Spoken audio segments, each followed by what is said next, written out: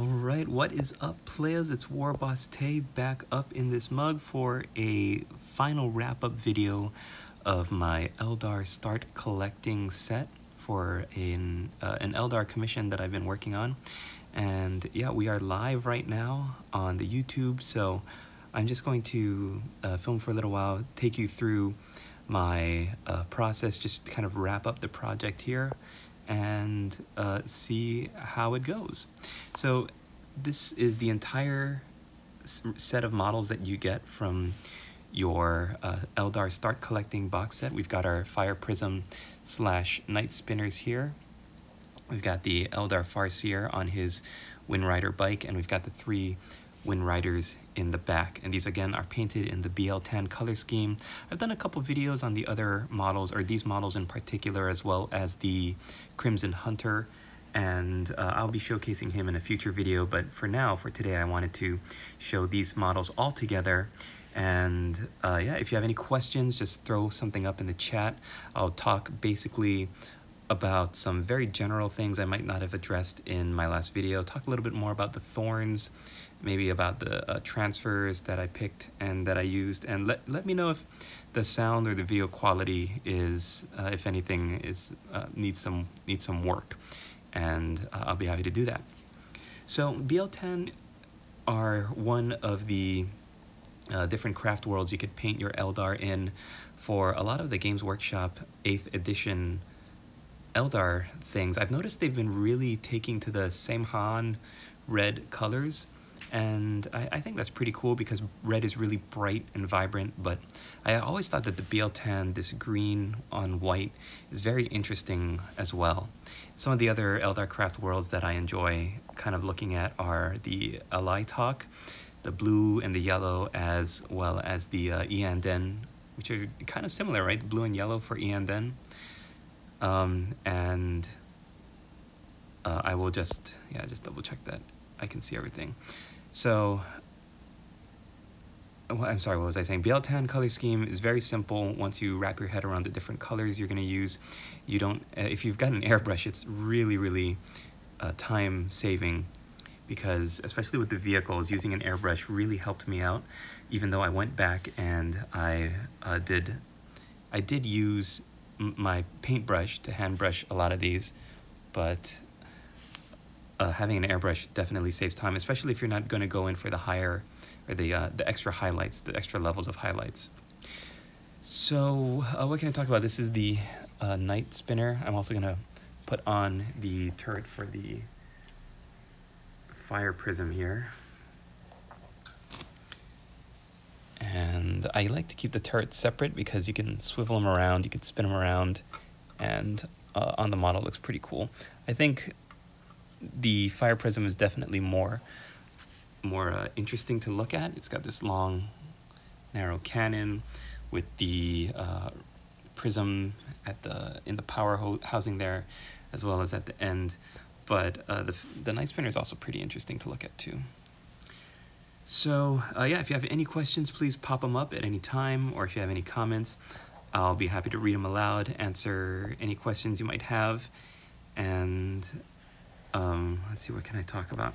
So when you think about building your Eldar army, a lot of players now I've seen using the Wraith units, which are like the Wraith Guard and the Wraith Knights and all that stuff. And an old Eldar tactic was using these vehicles, jet bikes and fire prisms and the wave serpents, because of how great their equipment loadouts used to be. I've always been a fan more of the infantry, and using infantry to really be the main like core of an army. But so when I started taking on this commission and I had to think about how I was going to paint these vehicles, especially because the BL10 color scheme is a lot of importance is put on these vines, these thorny vines that you have to do all over their vehicles. At first I didn't think that I'd really be very good at it. Even having worked with an airbrush before, I wanted to make sure that the colors were nice and clean, and I really was kind of intimidated in the process by highlighting, especially highlighting on vehicles is very intimidating if you're not used to doing it. What I found was really helpful was by using my highlight color, in this case moot green. I followed the panel lines, and if you remember in my other video, I showed you, yo, take a tip for to catch your streams at this hour from where I'm at. What craft? Oh, okay. So I had a comment now just asking what craft they are. And so to go back over, I've got my Farseer here on the Wind Rider jet bike. Got 3 Wind Riders there. I've kitted them all out with a separate weapon. So they're all kitted differently. The client requested that they all have different weapons. And then I've got actually 2 fire prisms in this commission, so I decided to build one with separate turrets. What you can also do is order the bits online to do a separate turret, and then you can... Oh, I meant Craft World. I'm sorry, sorry about that, Victoria Britannica. Craft World is called Bieltan, Bieltan, and it's one of the main Eldar Craft World. Games Workshop isn't really... I don't think they're really pushing them. If you look at the Games Workshop Eldar products, like the back of the Start Collecting box, which I think I threw mine out, but they have mostly the red vehicles, the Samhan vehicles. The green BL10 vehicles, sometimes you see if you look on the back of your Eldar boxes, but I've noticed that Games Workshop likes to paint their BL10 vehicles really dark and only bring out the highlights. Yeah, no kidding. They aren't really pushing Eldar in general. That's too bad, because I think the concept of elves in space, yeah, it is rare to see them in any form, Victoria Britannica, but elves in space is an interesting... It's an interesting concept, because when you take how Tolkien wrote his elves to be this Eldar race in the old world, in Middle Earth, and how they were very wise and enigmatic and kind of unfathomable to most humans, that they lived in the forests and in their beautiful white cities and everything. You take that concept of the Lord of the Rings, how the elves were this kind of ancient, intelligent, very advanced race in the way they thought and the way they kind of connected with their surroundings and nature and everything, and you translate that to a kind of grim, dark, the 40K world. Yeah, Victoria Britannica, the whole maiden world thing, that translates well. So the Eldar in the 40K universe, they are like these space elves that ruled the galaxy, and or maybe not ruled, but they went around the universe, and they had all of this great empire that reached all across the universe. In 40K, the great big bad event when they created the Chaos God Slanesh, which kind of decimated their worlds and kind of forced them into these big fleet worlds that just kind of the craft worlds that fly around the universe, and their whole purpose is in trying to regrow, because now they're kind of like an empire in decline, and they're really just kind of dying off one by one. Their whole mission now, besides just trying to stay alive, is to find these what they call maiden worlds that they can seed and grow and hopefully put their species on and somehow try to save their race from extinction.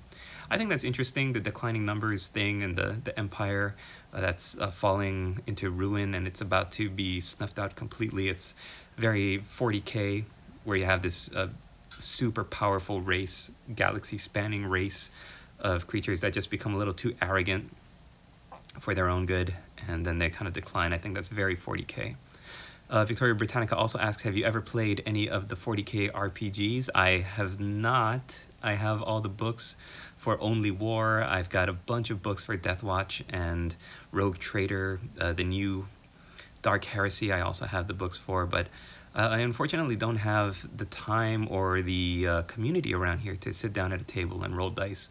I used to, man, back when I was a kid, I used to role play with a bunch of my high school friends, and we just like stay up till 3 or 4 o'clock in the morning just rolling dice and telling stories, and it was a great experience. That's true, there are plenty online on Roll20. Victoria Britannica writes, you can find a great community online to play games with. So now it's become more of a time consideration than it used to be. Also because on Roll20, when I used to live in Hawaii, the time difference was always a factor to consider. Everybody's in different time zones, and It's just a little bit more complicated to navigate, especially because my schedule is not as stable and predictable as it used to be.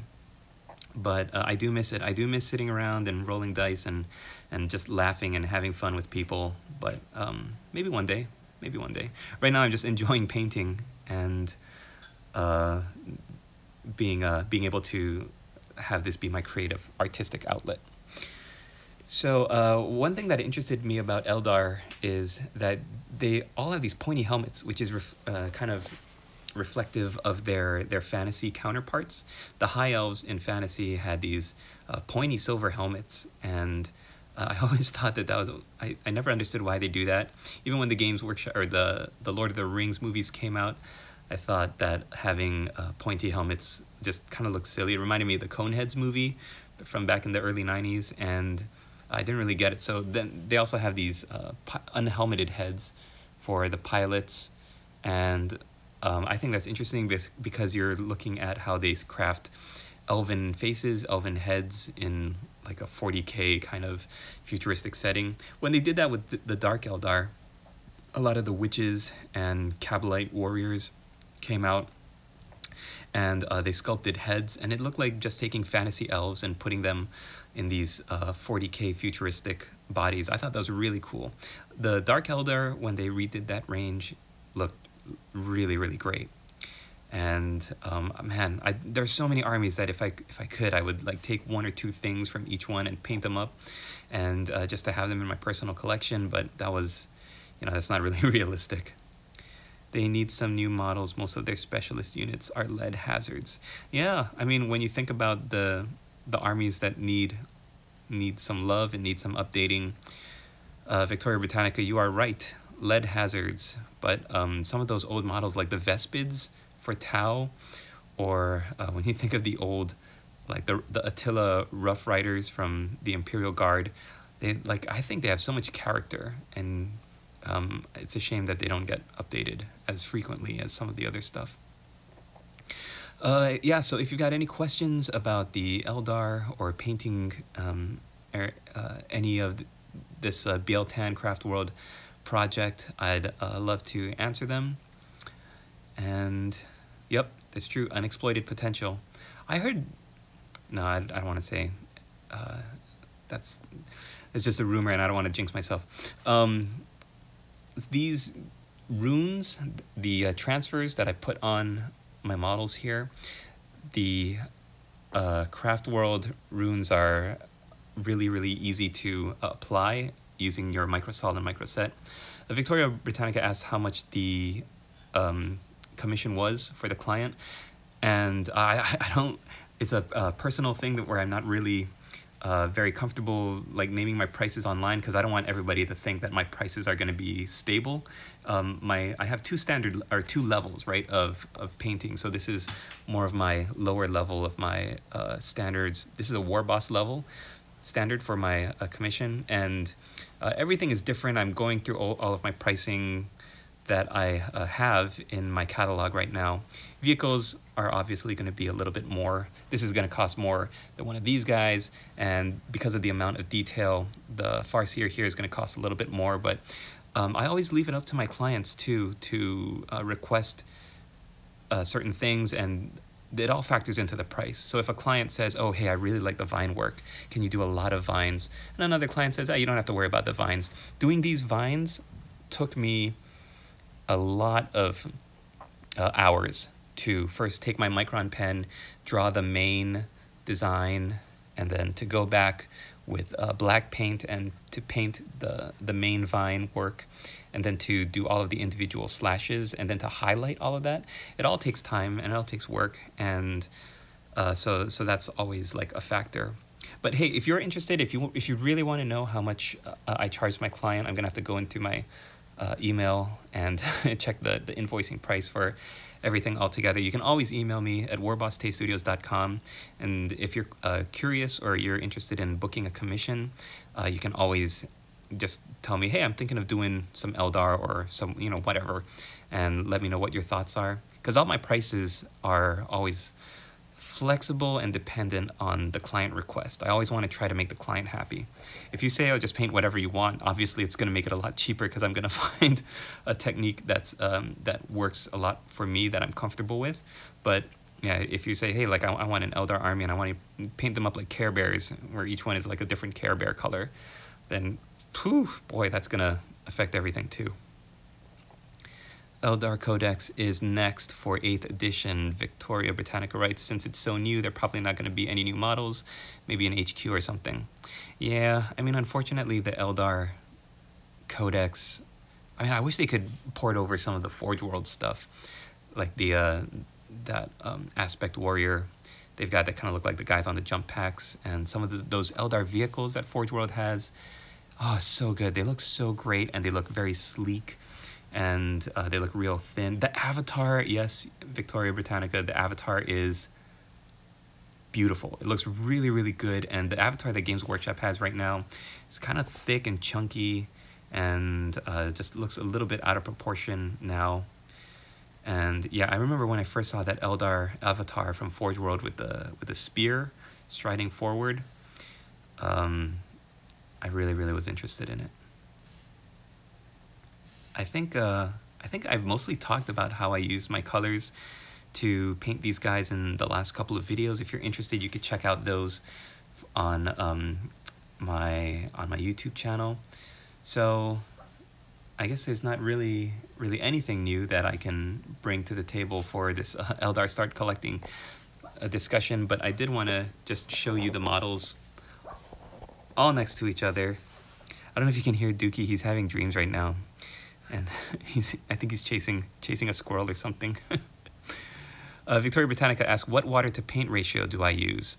I like to personally go 1 part paint to maybe like 1 part or a little bit less than 1 for water. So if I do like a drop of paint, I'll do maybe like up to a drop of water. The tricky thing is if you put too much paint, it also depends on what kind of paint you're using. If you're using like a thick foundation or a base paint, you're gonna need a little bit more water to break it up. If you're using a layer paint, Games Workshop is really notorious now for having very thin layer paints that separate in the bottle if you're not careful. But if you're going for a paint like Celestra Gray, it's really, really thick, and it's a base coat, or it's a base paint, so you're gonna need a little bit more water to thin it down, but it spreads really nicely. It covers really, really well. And the unfortunate thing is it's like a crapshoot. It's a gamble for a lot of the paints with Games Workshop that it's hard to really tell if you need more paint or more water. But as a general rule, when I'm mixing my paint on my wet palette, I like to have a consistency of, if you think of like a thick, not thick, but maybe like a cream, like a heavy cream that you want the paint to be able to cover. You don't want it to be so watery that it's just going to spread and immediately dilute over the model, that it's not even going to cover. But at the same time, you don't want it to be so thick that it covers all the detail. Like, it's really dangerous with models like these Eldar vehicles where they've got these panel lines. Those lines fill in really, really easily with paint. And I know a lot of you have probably seen or been victims of this yourself, where you put on too much paint on a certain area of the model, and all of a sudden that area of the model gets completely obscured and covered up. And I've seen a lot on Space Marines, because a lot of new players, their first army is Space Marines, and sometimes you'll see like the shoulder joins or the shoulder pad, they might have paint on too thick or all sorts of stuff. Thanks, Helsingova. Right, 1988 writes, thanks for all your hard work. And you know, the reason why I started a YouTube channel back in 2011, if you look back at that very first video that I made, like how many hundreds of videos ago, the focus is all terrible. Oh, hello from Denmark. And it was really bad. When do you think you'll do a painting session again? Like a painting session for myself is whenever I can grab like 5 or 10 minutes to work on something. Like a live talk and chat like this, where I'm just kind of rambling and taking comments, is probably going to be like maybe once a week when I can grab the time on a Sunday night maybe, and an actual tutorial. Okay, so here's the thing, you guys. You might remember, if you look at my video list for like 3 or 4 videos ago, I did a couple of Dark Angels characters. I'm not sure if you guys have seen that video yet. It's Ezekiel, the Chief Librarian, and Azrael, the Grand Master. And I did those videos with the intent, or I did those models with the intent of filming accompanying tutorials, because it's been so, I can't even remember the last time I did a tutorial.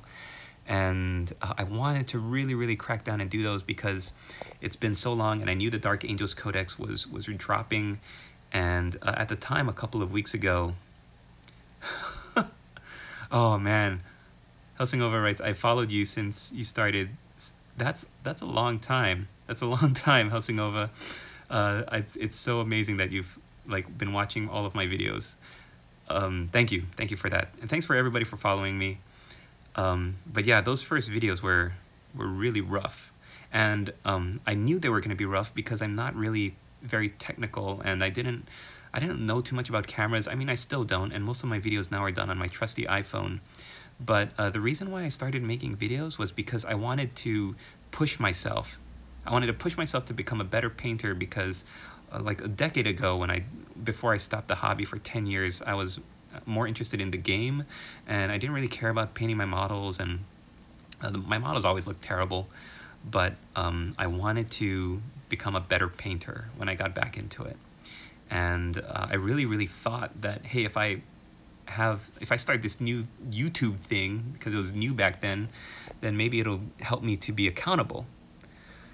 Helsingova writes, it was you that inspired me to get into vampire counts. Awesome. I think Games Workshop should pay me like a commission every time I inspire someone to get a new army. Should put like a product code, Warboss Tay, and you can give me a cut if I inspire anybody to buy anything, because man, give that company so much business.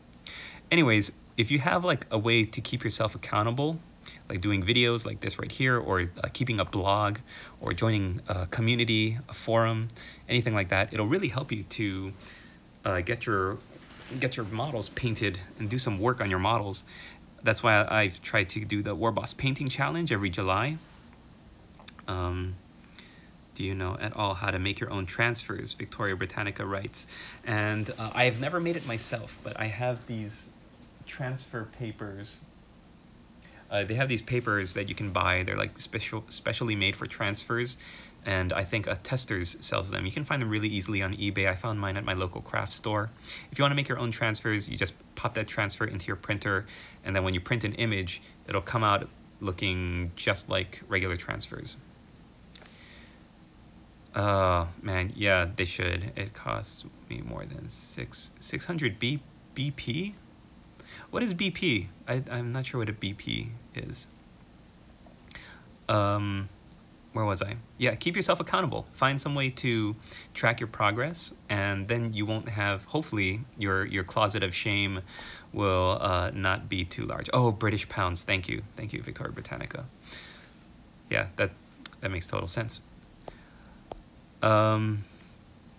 So find a way to keep yourself accountable. Surround yourself with a community of good, supportive people.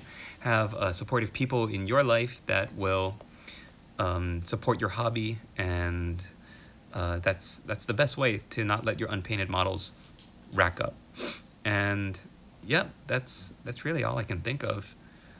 So this commission is going to be shipped back out to my client, but I just wanted to do a wrap-up video and show them all off, and also get a little bit of a chat in, because I know it's been a while since I did one of these live YouTube sessions. And yeah, anytime you guys have any questions, you can always feel free to reach out to me personally, warbosstaystudios@gmail.com. I love to hear from you, and I've also got, oh, thank you, Helsingova.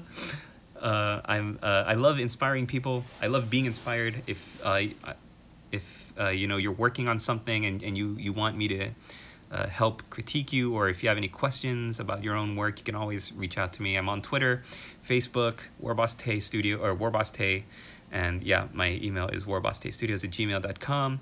And that's it. I'm going to be trying to do more with my Patreon over the next coming year. I've kind of let that slide because I've been so busy with the commissions that I've been taking. But I love Patreon as a way to keep in touch with people and to hopefully find people out there that are willing to say, hey, I want to support your studio. Thanks, you guys. Oh, man. Helsingova and Victoria Britannica, you really made my night. So thank you for all the comments. And I hope you guys are doing well out there. And like I said, this community is great. Will I be streaming more in the near future? I'm going to try to, and I'm going to actually try to be a little bit more consistent with letting people know beforehand. Because I know a lot of people have written before, like, why do you just do these random streams and why can't you like let people know ahead of time? So hey, if you follow me on Twitter and Facebook, I'm gonna actually put the message out beforehand, maybe a couple of hours or even up to a day before, and then you'll know, hey, if you want to chime in and if you want to actually be a part of the chat, you'll know what time it is, when it is. You can fix your time zones and figure it out. So I think that'd be great because I love hearing from you guys. Being able to interact in real time like this is super awesome. And I'm just going to take you through one more time, show you these guys a little bit closer, and hopefully the focus will work. So this guy's really my favorite when it comes to the vines, because I kind of did it in this, you can see this kind of interlacing pattern there. I wonder if I can zoom in. There, that's pretty awesome. Okay, so I wish I'd done this at the beginning of my video. This is the vine work on the farseer there. And then the vines for these guys were all done with the purpose of making them look individual and specific to each one.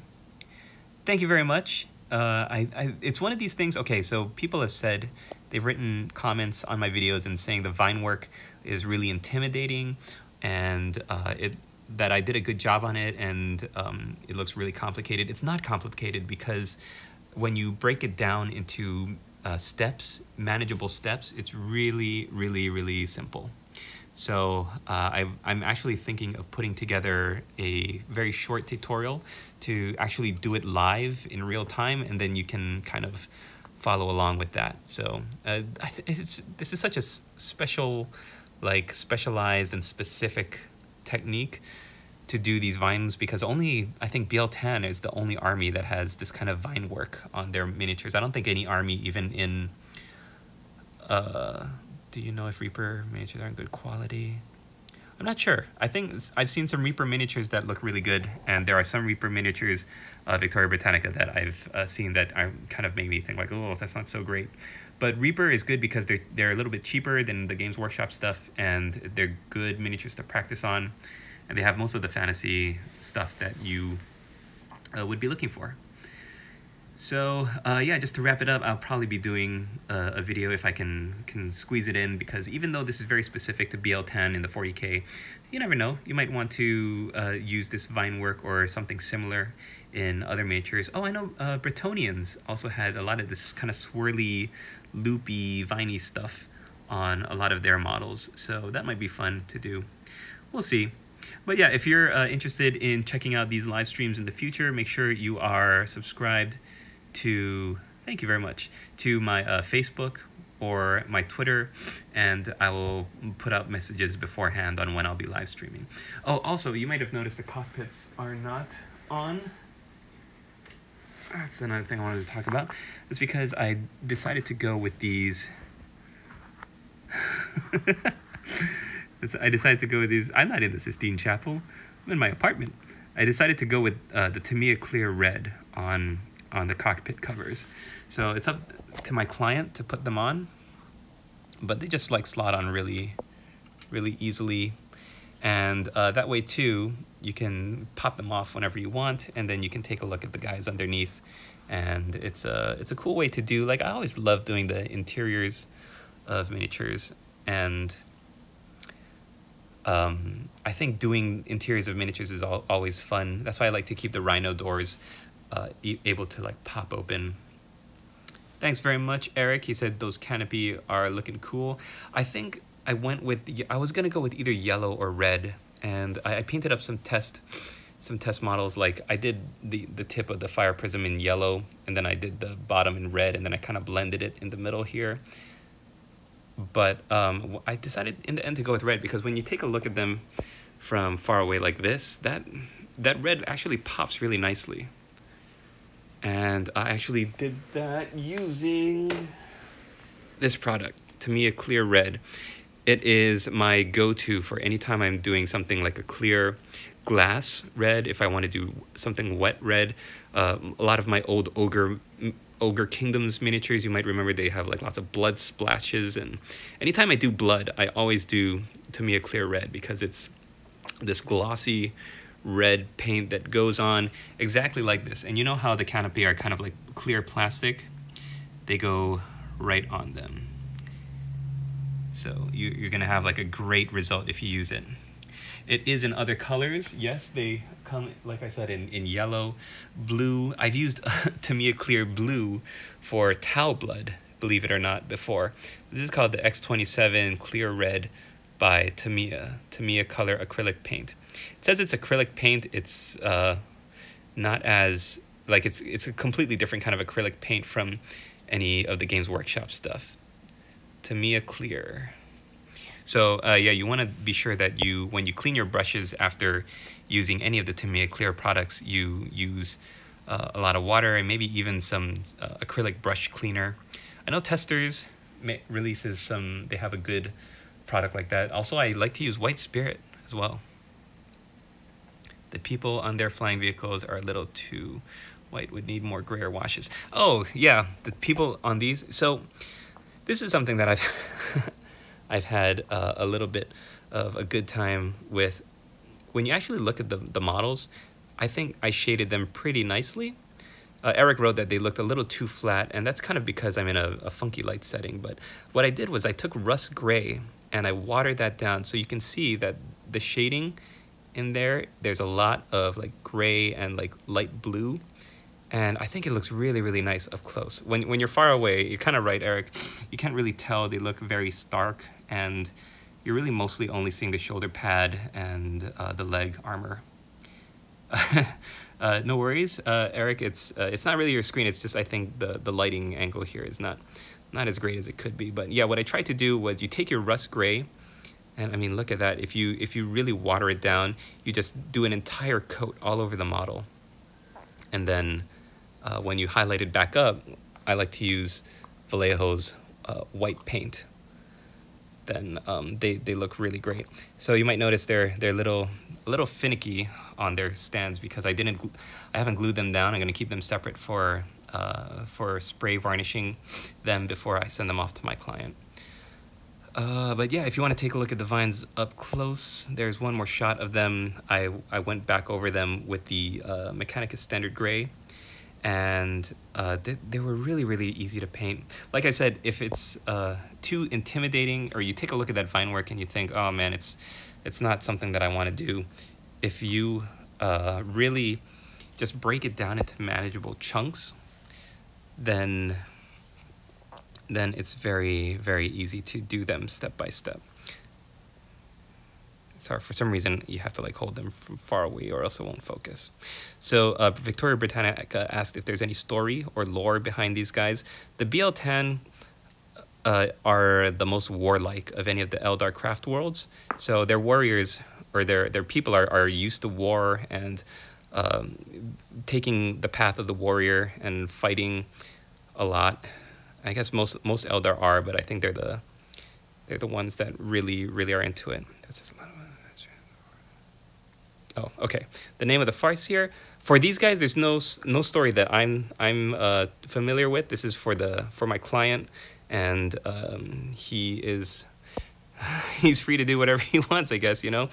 Yeah, he just said paint them up in BL10 colors, and so I wanted to make sure that I did them the standard way that Games Workshop does their BL10 color scheme. And what really helped me out, Victoria Britannica, was when I Googled online BL10 vehicles, I came up with a number of pictures that I really liked. and I basically just picked and I chose and I looked at the products that I had. I knew I had an airbrush that I wanted to work on or get some work done with, and I knew I had different colors of green to use. So one of my first issues that I had to resolve was that I wanted to look bright yellowish green, almost like a crazy radioactive gecko, or did I want it to be a little bit more subdued? Most of my Imperial stuff have a lot more subdued colors than I guess my alien stuff. My Xeno stuff, I like to go a little bit more flashy because I think their colors are more interesting to look at. The Xeno stuff, they're going with like a different kind of color. The way the colors look for them, I think, are more interesting to be bright and vibrant and pop. Whereas Imperial stuff, you know, the 40K aesthetic is like grim, dark, subdued, muted, muddy, battle-worn. And so like a lot of them will have like dirt or just look a lot more faded. So when I'm painting my Imperial Guard or my Space Marines, I might use a lot more darker colors, muted tones, and more washes to kind of muddy up the colors a bit. I decided to go with moot green as a highlight color for these guys because I love the way that yellowish green kind of appears on the noses. And when you take a look at the models up close, you can see the yellow green on the edges, of the sharp edges, or in between the lines. So it's really just like finding what works with you, and if you're creating a story for your models or a kind of background for your army, that will help too. Husanova, can I send you some pictures of my Tyranids on your Facebook, get your opinion on my work? Of course. Yes, definitely. If you have any questions, or if you want my any kind of feedback from me, please post it on my Facebook. You could also post it on the Google group, Warboss Tay 2017 painting community is on Google, and we've got a huge community over there that's pretty great, really great. And yeah, you can post it anywhere you want. So I try to help out as much as I can because I'm a member of the community too. We're all members of this really awesome online community, and I love to be able to help out people that are trying to just get better, because we're all trying to get better. We all want to learn the different things that we need to get better at our craft world. All right, I'm gonna kind of end it here, guys. This is the end of the road for me. But thanks for watching. Thanks for tuning in. If you're watching this after the fact, I'm sorry I missed you in the live stream. But like I said, get on my Facebook and on my Twitter. I'm going to be announcing when I'm going to be doing more of these live streams, hopefully a little bit more consistently. And I hope you guys really enjoyed kind of hanging out and watching me just kind of ramble. I'll probably have a little bit more to talk about next time. And yeah, thanks again for watching, you guys. Hope you have a great night, and we'll see you in the next video. Laters!